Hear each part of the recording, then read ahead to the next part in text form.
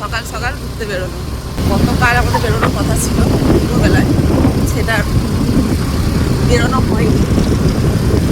আজকে সকালবেলা আমাকে বললো চলো সকালেই বেরোনো, বেরিয়ে পড়লাম।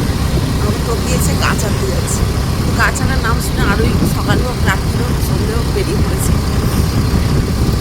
যাচ্ছি এখন গাছ আনতে। আর একটা কাজ আছে, সেটা হচ্ছে গাছগুলো বাঁচানোর জন্য হনুমান আটকানো, সেই গাছটা পরে ছাদ ঘেরার জন্য কিছু জিনিস অর্ডার করতে যাবো। সেটা যাবো পরে, আগে গাছ আনতে যাচ্ছি। আমরা যখন বেরিয়েছি তখন ঘড়িতে বাজে সকাল 7টা। ব্যান্ডেল স্টেশন পার করলাম। ওই দিকটা হচ্ছে ব্যান্ডেল স্টেশন, আর আমরা এই সোজা যাব। আর এটা হলো ব্যান্ডেল স্টেশনের বাজার। সকালবেলা প্রচণ্ড ভিড় থাকে এখানে।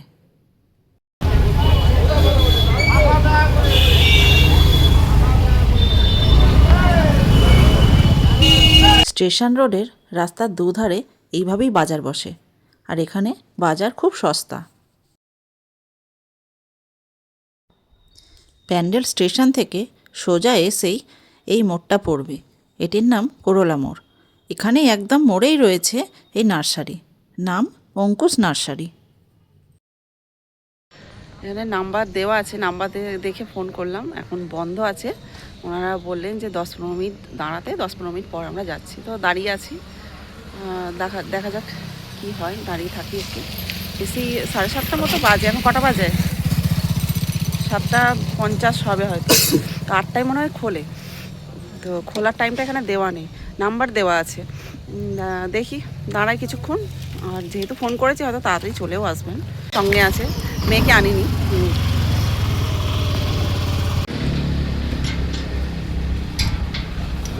এত সকালে গাছ নিতে কেউই হয়তো আসে না। আমরা মালিককে ফোন করে মালিকের ঘুম ভাঙিয়ে নার্সারির চাবি খুলে তবে ঢুকেছি। জানি না এটা করা ঠিক হয়েছে কিনা। খুব সুন্দর করে রাখা আছে এখানে। হ্যাঁ, ওর যেটা ইচ্ছা নেওয়ার জন্য যেটা এসেছে ওইটা দেখতে আগে চলে গেছে। এদিকে পরে যাচ্ছে, আগে এইটা দেখায়। আচ্ছা, এই গাছটা কত দাম আমি আবার দেখছি। এটা একটা নেওয়ার ইচ্ছা আছে আমার। এটার দাম 100 টাকা। এই সাকুলেন্টের কিরকম দাম গো? সাকুলেন্টগুলো ছিল 80 টাকা করে। এই লাইনটাতে যে কটা গাছ ছিল বেশিরভাগটাই ছিল 80 বা 100 করে। এইগুলো কি গাছ? এগুলো কি সুন্দর ফুল ফুটেছে। আমি এর নাম সঠিক বলতে পারবো না, আপনারা জানলে কমেন্টে জানাবেন। দাঁড়া, ওরা এখন ঘুম কাটুক। ঘুম থেকে বেচারাকে টেনে তুলে দিয়ে। এখানে সব আম গাছ আছে। Lucky bamboo. লাকি বাম্বু দেখতে হবে কত দাম বলে। এরিকা পাম। আর এই ভিতর দিকটা একবার যাই। মনে হচ্ছে কাউন্টার, এটা বাস কাউন্টার।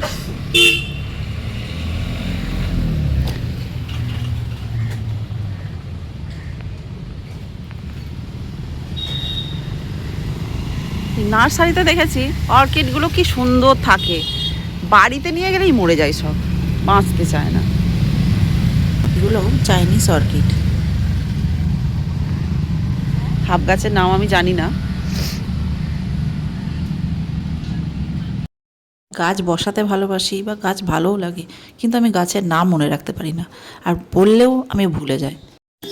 নার্সারিতে জিজ্ঞাসা করা মাত্রই ওনারা নাম বলে দেন, কিন্তু বেশিরভাগটাই আমি মনে রাখতে পারি না।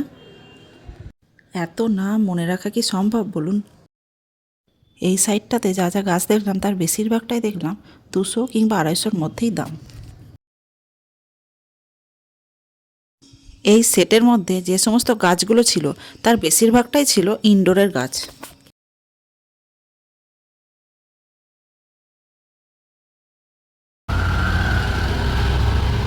এখানে দেখো ক্যাকটাস, কত রকমের যে ক্যাকটাস আছে এখানে।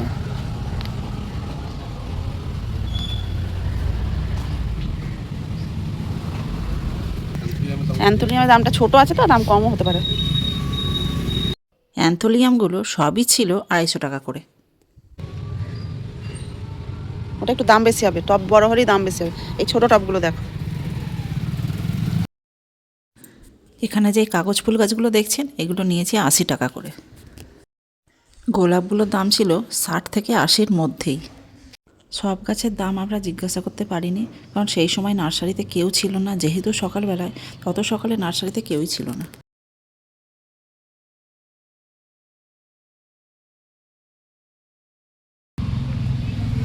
জবাটা কি সুন্দর দেখতে। আমাদের এই ছোট ছোট ঘোরা আর এই ইনফরমেটিভ ভিডিওগুলো যদি আপনাদের ভালো লাগে, তাহলে একটা সাবস্ক্রাইব অবশ্যই করবেন। সাবস্ক্রাইব করার জন্য অনুরোধ করলাম। আসছি, দাঁড়াও। এখানে সব জবা আর গোলাপ। নার্সারিটা একদম এই যে রাস্তার পাশেই রয়েছে।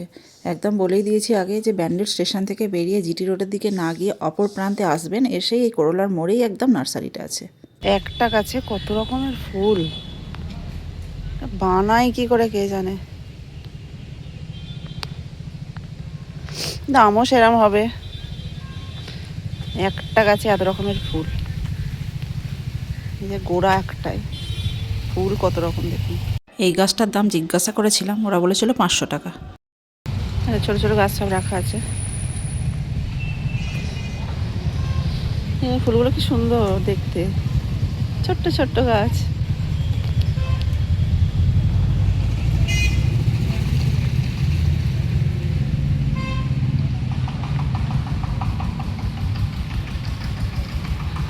ডালিয়াগুলো একটু বড় বড় হয়ে গেছে, এটা একটু দামটা বেশিও হবে।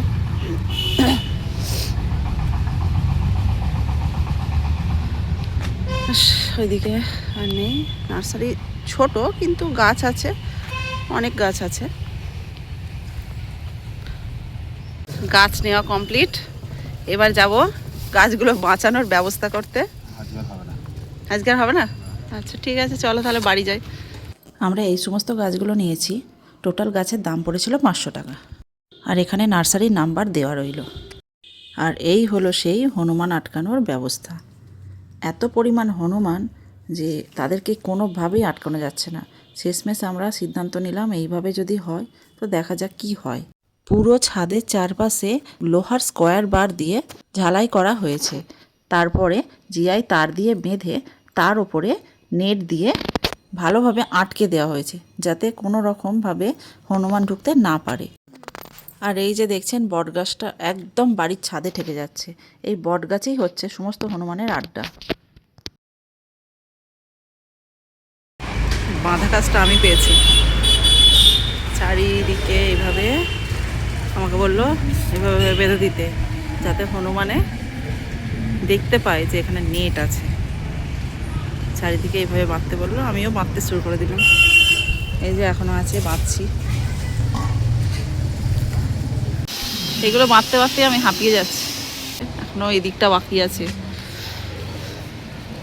সন্ধ্যের আগে সব বাঁধতে হবে, সন্ধ্যাবেলাতেই হনুমানে আসবে। যদি এসে জাল না দেখতে পায় সব ছিঁড়ে দেবে, তার জন্য এগুলো বাঁধা, জালটা যাতে বুঝতে পারে যে এগুলো কিছু একটা আছে।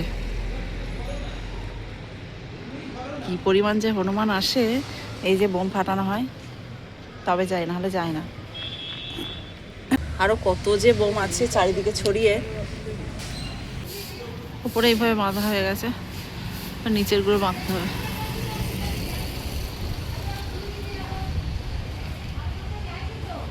এইগুলো তার হাত পাচ্ছে না, এই ওপরগুলোতে। ওর ওপরে উঠে যেটুকু পেয়েছি সেটুকু দিয়েছি। এবার নিচে